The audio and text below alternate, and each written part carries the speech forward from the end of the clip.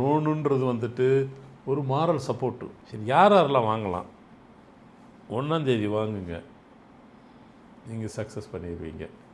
லோனை பற்றி கவலைப்பட மாட்டீங்க, வாங்குவீங்க, சம்பாரிச்சே கட்டிடுவீங்க. அதுதான் அங்கே நான் சொல்ல வந்தது. அப்போ மற்ற தேதியெல்லாம் வாங்கக்கூடாதானா? வாங்குவீங்க.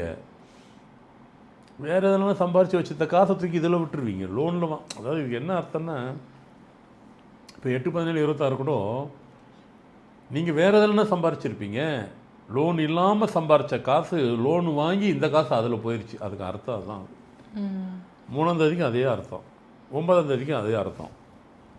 லோன் இல்லாமல் வாங்கின ப்ராப்பர்ட்டி லோனை வாங்கினதுக்கப்புறம் இந்த ப்ராப்பர்ட்டிக்காக அந்த ப்ராப்பர்ட்டியை அப்போ நீங்கள் சம்பாரித்து கட்டலன்னு தான் அர்த்தம். அப்போ அதனால தான் வாங்க வேண்டான்னு சொன்னேன். இங்கே வந்துட்டோம்.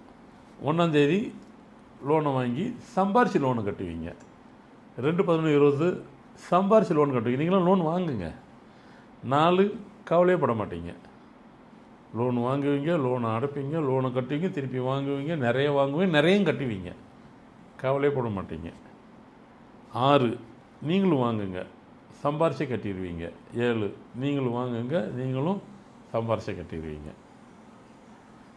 அப்போ வாங்கக்கூடாது பிறந்த தேதியில் உள்ளவங்கள சொல்லிட்டேன். 6னா 6-15-24, 7னா 7-16-25, 1னா 1-10-19, 2-11, 4-13-21-31 இவங்கெல்லாம் வாங்கலாம்.